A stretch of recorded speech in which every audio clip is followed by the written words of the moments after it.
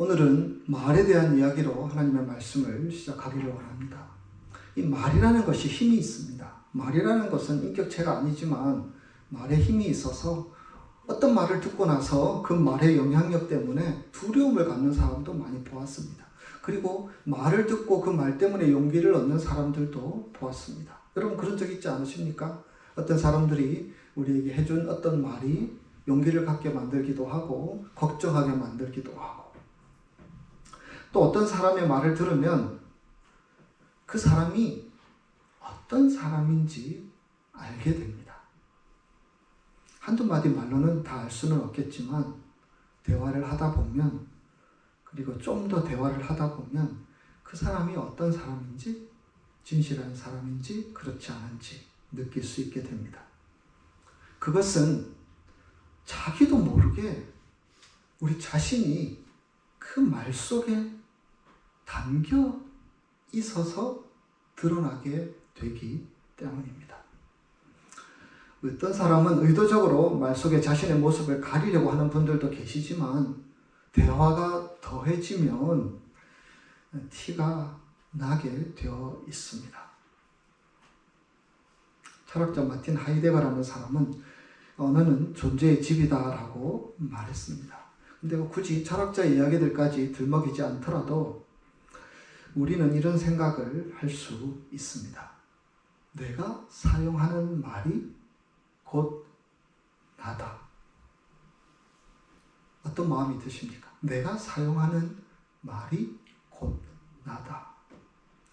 어떤 사람이 어떤 말을 사용하는지를 보게 되면 그 사람이 어떤 생각을 하는지, 어떤 태도를 가진 사람인지, 또 어떤 마음으로 인생을 설계하고 나아가고 있는지가 보여질 수 있다는 것입니다.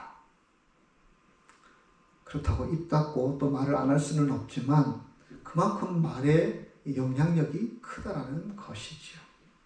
또 똑같은 상황을 보면서도 긍정의 말을 하는 사람도 있고 부정의 말을 하는 사람도 있습니다. 별 차이가 없는 것 같지만 그것이 그 사람의 생각을 반영하여 나타나게 됩니다. 예를 들어서 물이 반 정도 채워진 유리컵이 있다고 가정해 봅시다. 물이 반 정도 채워진 것을 보고 어떤 사람들은 물이 반밖에 없네? 라고 말할 수도 있고요. 또 어떤 사람은 물이 반이나 차 있네? 라고도 말할 수 있습니다. 이것은 그냥 하나의 예지만, 그리고 그것 가지고 다 평가하고 판단할 수는 없겠지만 이게 시선이 어떤 마음으로 보느냐, 또 어떻게 말을 하느냐가 그 사람의 생각을 드러내는 기회가 된다는 사실입니다. 저는 그런 경우들을 많이 보았습니다. 비슷한 환경에 있는 사람이 있는데 어떤 사람들은 자신의 삶을 긍정하고 긍정적인 말을 하기도 합니다. 이렇게 살 수 있어서 참 감사하지. 하지만 비슷한 상황인데도 부정적인 생각의 사람은 말도 그렇게 나오게 됩니다. 저 사람은 저렇게 살고 있는데 나는 왜 이렇게밖에 못 사는 거야? 왜 나는 이렇게 불행한 거야? 비슷한 조건인데도 말입니다. 여러분, 사람이 긍정적으로 세상을 바라보아야 하는 이유는 우리는 하나님을 믿는 사람이기 때문입니다. 하나님이 살아계셔서 우리 가운데 일하시는 분이심을 믿기 때문입니다. 그래서 내가 보기에는 좀 부정적으로 보일 수 있더라도 내가 신뢰하는 하나님을 보면서 보기 때문에 긍정으로 보는 것이 맞는 시선이 아니겠습니까? 여러분, 긍정적으로 세상을 보는 사람과 부정적으로 세상을 보는 사람 가운데 누가 더 행복하겠습니까? 긍정적으로 말하는 사람이 아니겠습니까? 긍정적으로 보고 말하는 사람은 스스로도 행복하게 만들 수도 있고 다른 사람들도 행복하게 만드는 경우들을 보게 됩니다. 행복 에너지가 나와가지고 다른 사람들에게도 선한 영향력을 끼친다는 사실입니다. 부정적으로 그러나 보는 사람은 스스로도 힘들고 옆에 있는 사람도 힘들게 만들 수 있습니다. 그래서 부정적인 얘기들 자꾸 하다 보면 말로 사람들을 찌릅니다. 자기는 찌르는지도 모른 채 찔러서 그 사람을 아프게 하는 경우들이 생깁니다. 여러분, 그런데 사람이 온화한 마음을 가지고 평안한 마음을 가지고 상대를 찌를 수 없습니다.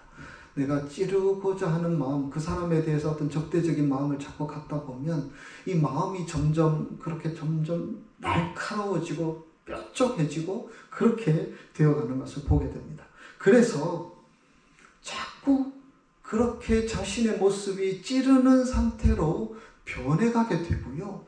그래서 상대에게 상처를 주고 아픔을 주는 경우들이 얼마나 많은지 모릅니다. 내가 가만두지 않을 거야 이런 생각이 깊어지며 부정적인 생각, 적대적인 생각들이 자꾸만 모아져서 좁깃하게 되어가는 것들을 아마 우리가 살면서 경험할 수도 있지 않습니까? 근데 여러분 그런 것들을 보게 됩니다. 나를 좁깃하게 뾰족하게 만들어서 상대를 찌르다 보면 실수로 자기도 찌릅니다. 상대를 찌르려고 막 그렇게 나아갔는데 결국에는 돌아서 그게 내가 찔리는 결과를 갖게 되기도 합니다. 누군가를 찔러 아프게 하고 상처를 주는 경우는 대부분 그 찌른 사람이 그 상처가 있는 사람일 경우가 많습니다. 살아온 삶의 환경 가운데 이런저런 아픔들, 당한 수모들, 또 어릴 때의 좋지 않은 추억들, 그런 것들 때문에 자꾸 뾰족해지려고 하고 찌르려고 하는 경우들을 보게 됩니다. 그러나 여러분, 다시 말씀드리지만 자신이 가진 상처를 끄집어내어 남을 찌르다 보면 오히려 내 상처가 더 덧나는 경우들을 종종 보게 되게 됩니다. 그래서 여러분, 말이 중요합니다. 말이 달라지면 많은 것이 달라질 수 있습니다. 말이 달라지면 인생도 달라질 수 있습니다. 그래서 우리가 좋은 얘기들 하며 살자라는 것입니다. 감사합니다. 참 좋습니다. 우와. 감탄사를 많이 하는 게 긍정적인 에너지를 갖는 데 도움이 많이 된다는 이야기도 듣게 됩니다. 이런 말을 자꾸 하다 보면 우리의 마음이 달라질 수 있습니다. 그래서 그런 사람과 함께 있으면 기분도 좋고 닮게도 됩니다. 아주 작은 것 같지만 말이 그렇게 사람에게 영향을 끼친다는 사실입니다. 오늘 우리가 에베소서 말씀을 읽었는데요. 에베소서의 말씀은 그렇게 말에 대해서 주시는 말씀입니다. 25절을 보시면 그런즉 거짓을 버리고 각각 그 이웃과 더불어 참된 것을 말하라. 이는 우리가 서로 지체가 됨이라 라고 말씀해 주시고 있습니다. 여기서 거짓이라는 것은 거짓말을 얘기하는 것이고요. 거짓말을 통해서 위기를 극복하든지 누구를 속여서 이익을 얻든지 이런 상황들을 거짓이라고 그렇게 성경은 표현하고 있습니다. 여러분, 그럴 때가 있지 않습니까? 진실된 말이 있는데 조금만 이렇게 바꾸면 쉽게 문제를 해결할 수 있고 넘어갈 수 있고 풀어갈 수 있고 답답한 상황이 해결될 수도 있는 경우들이 얼마든지 있을 수 있습니다. 그래서 그런 유혹 앞에 우리들이 다 자유하지 않지 않습니까? 사실대로 말하면 싸우게 되고 갈등하게 되고 어렵게 되니까 그런 일들이 우리에게 있을 수 있다는 사실. 그러나 여러분, 오늘 말씀은 거짓을 버리라고 말하고 있습니다. 왜냐하면 거짓의 말은 하나님을 경외하는 사람들의 방식이 아니기 때문입니다. 거짓을 통해서 풀어나가는 방식은 하나님께서 우리에게 복을 주시고 은혜 주시고 우리의 삶 가운데 함께 하시기 위한 하나님의 계획에서 벗어난 행동일 수 있다는 사실을 우리는 알아야 합니다. 어떻게 하더라도 손해만 보지 않고 나만 다치지 않으면 된다는 시기, 바로 그 시기고요. 그 거짓의 말은 스스로를 거짓의 사람으로 만들어가게 되고 결국에는 자신의 영혼도 병들게 만듭니다. 교회나 사회단체나 한 공동체에서 그 공동체가 문제가 생겨서 무너지는 일이 생기는데요. 그럴 때 보통 보면 어떤 크다란 신념의 문제, 믿음의 문제, 이런 문제 때문에 무너지는 것이 아닐 때가 많습니다. 누군가가 거짓의 말을 한마디 했는데 그 거짓이 또 거짓을 낳고 거짓을 낳아서 관계가 틀어지고 서로 간의 믿음이 사라지고 공동체가 혼돈한 상황에 오게 되는 경우들을 보게 됩니다. 우리가 경계해야 합니다. 아내가 남편에게, 남편이 아내에게, 교우들끼리 한마디의 거짓말이 점점 불어나서 교회를 망가뜨리고 가정을 망가뜨리고 그런 경우들이 있다는 것입니다. 여러분, 말은 신뢰의 토대입니다. 누구나 참된 말을 하면 내 말을 참되게 받아주기를 원하는 마음이 있습니다. 근데 여러분, 우리가 그런 바람이 있듯이 다른 사람의 말도 참이라고 바른 말이라고 받아들이는 마음이 있어야 합니다. 그래야 신뢰가 회복이 됩니다. 사람들이 다 그렇게 생각하는 것 같아요. 나는 참말을 하는데, 나는 바르게 하는데 왜 저 사람은 저렇게 말할까? 저 사람은 저렇게 거짓되게 말할까? 저 사람은 저렇게 정직하지 않을까? 이런 생각들을 하게 됩니다. 신뢰하지 않기 때문에, 믿지 않기 때문에 자꾸만 그렇게 생각하게 되고 그렇게 다른 사람을 단정해 버리게 됩니다. 그런 관계 속에서 어떻게 관계가 회복되며 관계가 풀어질 수 있겠습니까? 물론 그렇지요. 세상에서 사람 믿다가 우리가 다친 경험들이 다 있지요. 사람 믿다가 곤란한 상황들에 닥친 일들이 다 경험들이 있으실 것입니다. 그러나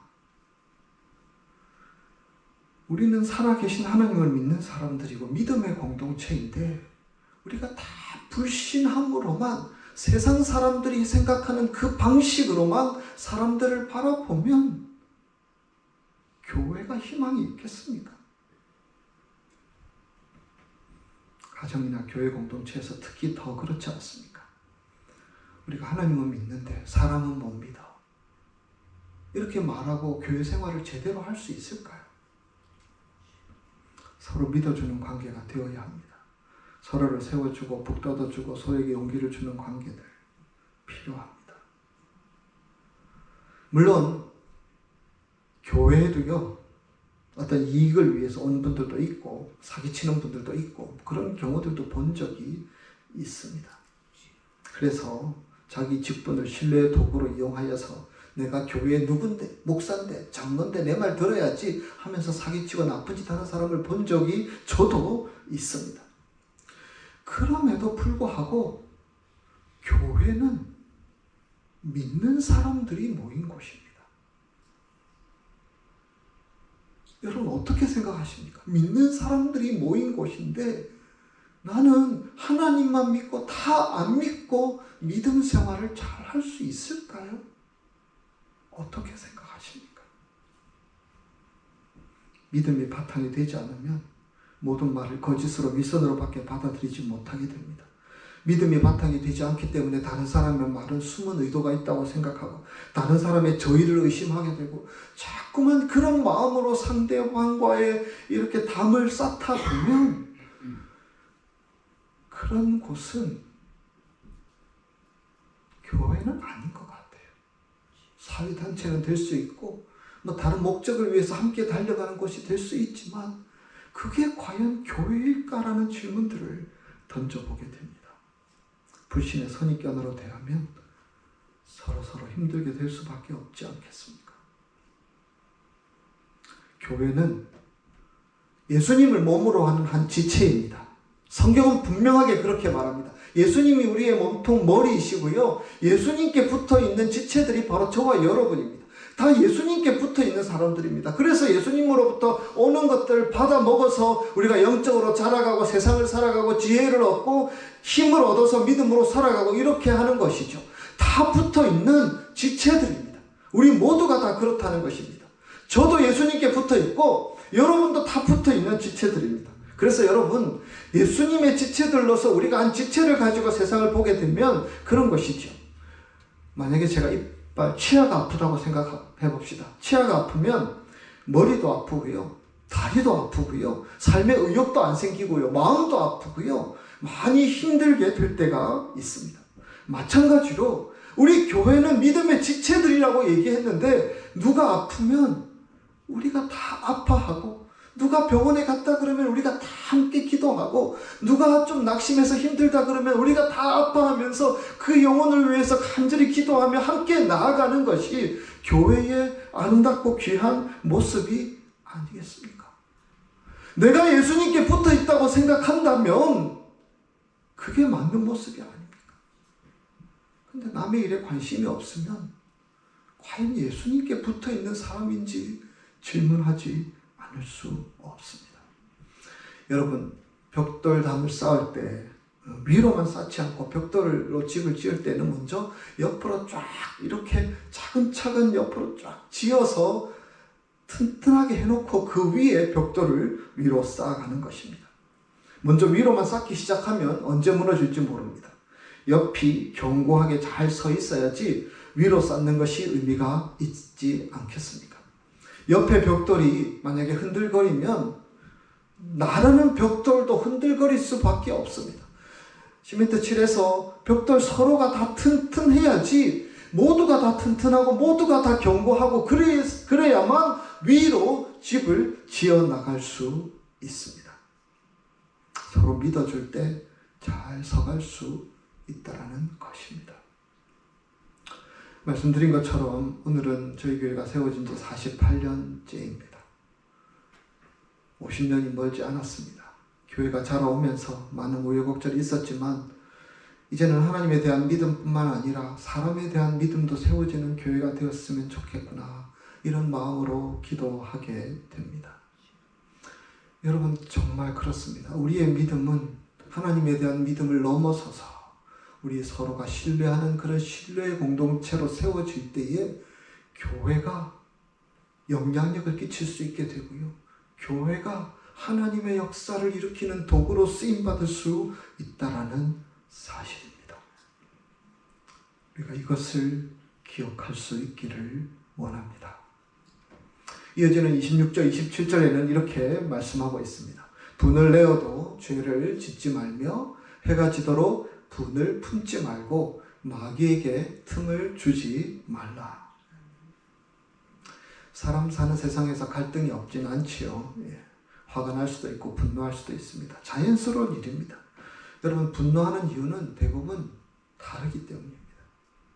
다 다르죠. 다르게 생각하고 다르게 행동하고 다르게 말하다 보니 이해할 수 없고 받아들이기가 힘들어 화를 내기도 합니다. 그러나 감정의 동물인 인간에게 언제든지 화를 낸다는 것은 일어날 수 있는 사실입니다. 서로 다른데 그 다름을 받아들이기가 너무 힘들어 사람들은 화를 냅니다.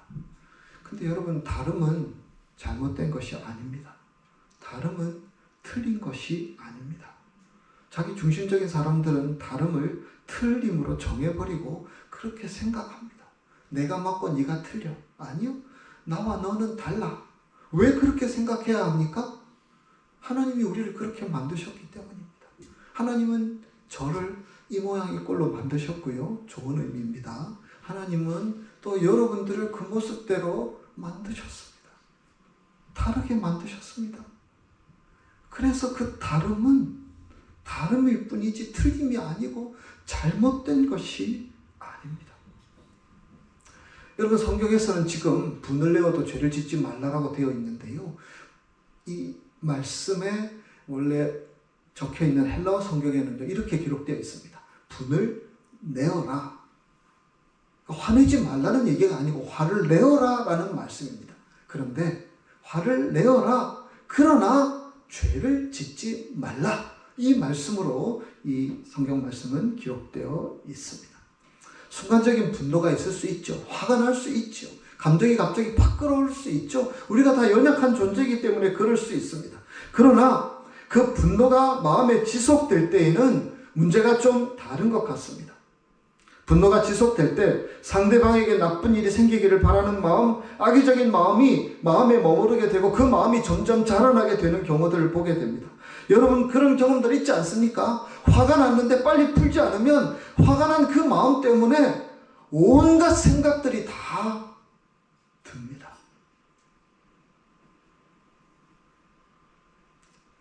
그 생각의 많은 부분들이 점점 악의적인 생각으로 바뀌어지는 경우들도 보게 됩니다.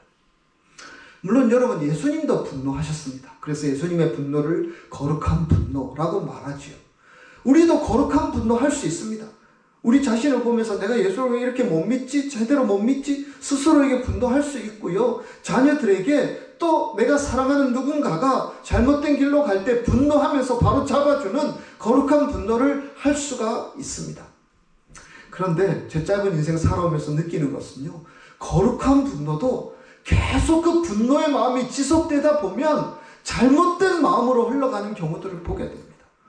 미움이 생기고 원망이 생기고 증오가 생기고 경멸이 생기고 자기가 상상하는 상상의 나래 속에서 만들어진 상대에 대한 잘못된 평가를 할 수 있게 됩니다. 분노가 사랑의 마음과 함께 가지 않을 때에는 그렇게 되어버립니다. 결국 내 분노로 많은 사람들에게 상처 주고 마음을 다치게 할 수 있습니다. 그래서 성경은 이렇게 말합니다. 해가 지도록 분을 품지 말고 지속하지 말라는 얘기입니다. 마음을 추스리고 이제 그만하라는 요청입니다. 여러분, 여기서 해가 지도록이라는 말은요, 우리가 유대인들의 삶을 이해하면 좀 다르게 이해할 수 있습니다.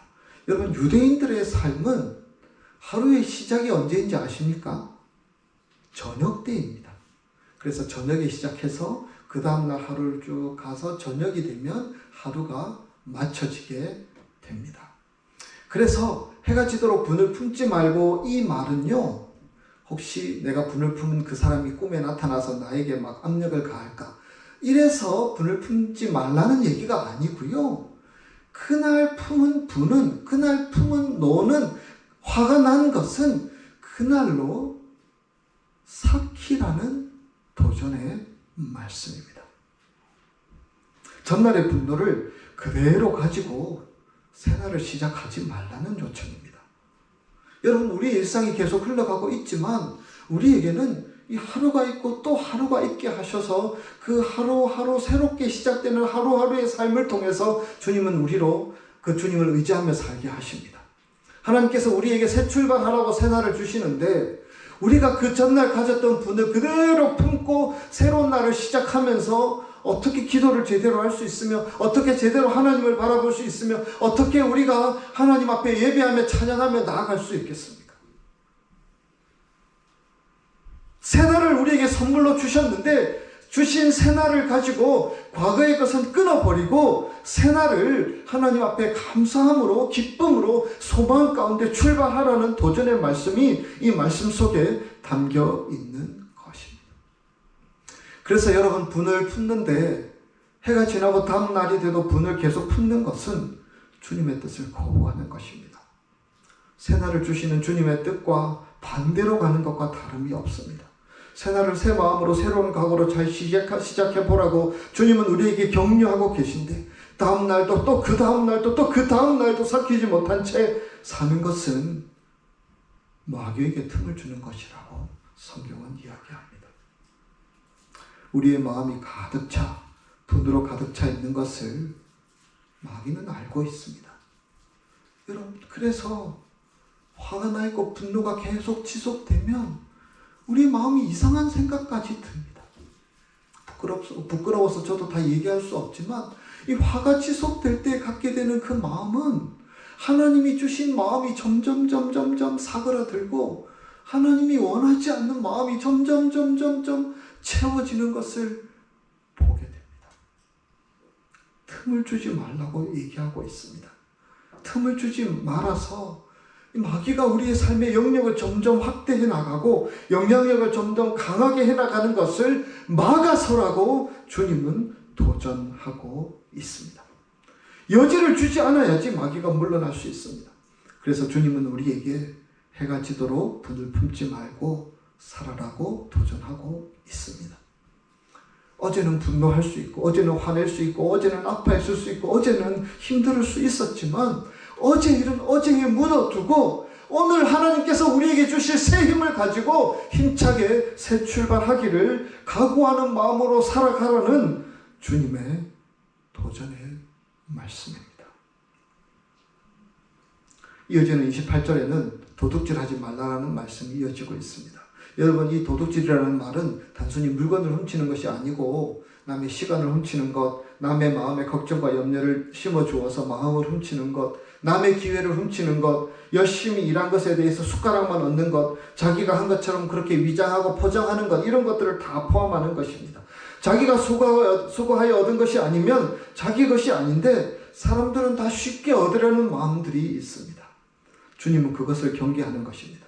그리고 유대인의 입장에서 보면요, 유대인들에게 도둑질은 일할 수 있는데, 성실할 수 있는데 그렇게 하지 않고 남의 도움만을 받으려고 하는 것도 도둑질이라고 유대인들은 이야기합니다.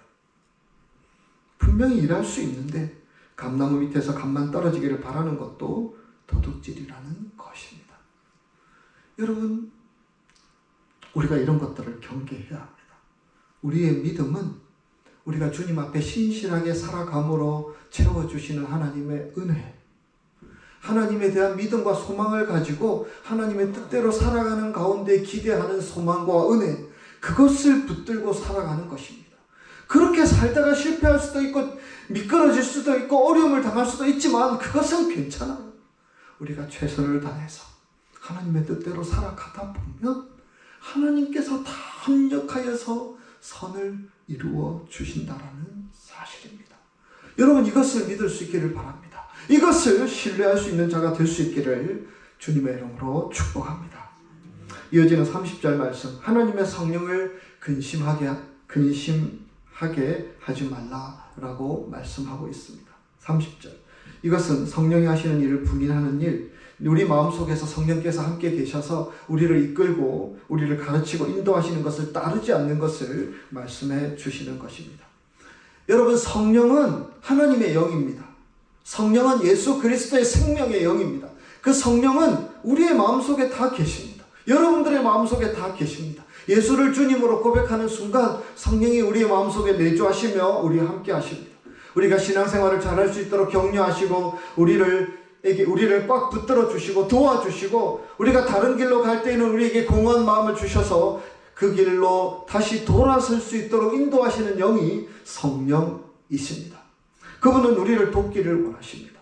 그래서 틈을 가지고 우리의 틈을 노려서 우리의 악령이 우리에게 들어와서 우리를 자꾸 잘못 이끄는 것을 극복하고 이기기 위해서는 성령을 따르라고, 성령의 도전에 성령을 근심하게 하는 것이 아니라 성령의 인도하심을 따르는 것이 믿음의 길의 여정이라고 말씀해 주시는 것입니다. 여러분, 우리가 지난주에도 말씀을 나누었지만 하나님이 우리 마음속에 성령으로 말씀하십니다. 뭔가를 도전하고 계십니다. 뭔가 우리에게 속삭이고 뭔가 우리에게 자꾸 이끄는 것들이 있습니다. 그것을 따라야 합니다. 내가 하기 싫어도, 귀찮고 번거롭고 힘들어도 하나님이 우리의 마음에 자꾸 그렇게 끌어당기는 힘이 있다면, 성령의 소리구나, 그것이 성령을 근심하지 않게 하는 것이며 성령을 따르는 것인 줄 믿습니다. 그렇게 성령을 따르기 위해서는 우리가 버릴 것들을 버려야 합니다. 여러분, 성경 말씀 31절에 보면 우리가 버려야 할 것들을 말하고 있습니다. 우리가 그것을 모르지 않습니다. 다 하나님이 기뻐하시지 않는 것입니다. 악독한 마음, 잘못된 걱정, 분노, 소란을 일으키는 것, 남을 비방하는 것 등을 버려야 하고, 그래야 성령의 은혜로 채워진다라고 분명히 이야기하고 있습니다. 그러한 자리에 성경을 보시면 친절하는 마음이, 이해하고 불쌍히 여기고 용서하는 마음이 자리할 수 있게 됩니다. 여러분, 예수님은 우리에게 늘 친절하신 분이십니다. 예수님은 우리에게 늘 관대하신 분이십니다. 예수님은 언제나 우리를 따뜻한 마음으로 품어주시고 위로하시고 격려하시는 분이신 줄 믿습니다. 우리 예수님께서 지신 그 십자가 속에는 도대체 품어주지 못할 일이 없습니다. 우리 마음속 깊이 내재해 있는 죄악과 허물까지 다 품어주시는 사랑이 십자가 속에 담겨있는 예수님의 사랑입니다. 그 큰 사랑을 가지고 날마다 나에게로 오라 말씀하고 계시고, 찬송가 304장을 보시면 하늘을 두루마리 삼고 바다를 먹물 삼아도 하나님의 사랑을 다 기록할 수 없다고 말씀하고 계십니다. 그것이 우리에게 따뜻함으로 다가오시는 하나님의 사랑입니다. 나에게 주시는 사랑입니다. 여러분, 우리가 그 사랑을 아는 자라면 우리가 주님의 마음을 품고 나아갈 수 있습니다. 우리가 그러한 기대를 가지고 살아갈 수 있기를 원합니다. 우리가 말에 실수도 하고요. 화가 나고 분노하여서 해가 지었는데도 그 계속 분을 품고 살아가기도 하지만 그런 연약한 자라고 내치지 않으시고 품어주시는 하나님의 사랑이 분명 우리에게 있습니다. 그 사랑을 힘입어서 그 사랑을 의지하여서 오늘도 성령을 근심하게 하는 자가 아니라 성령의 뜻을 따르며 나아갈 수 있는 사람, 바로 그런 사람이 저와 여러분이 다 되실 수 있기를 주님의 이름으로 축복합니다. 함께 기도하겠습니다.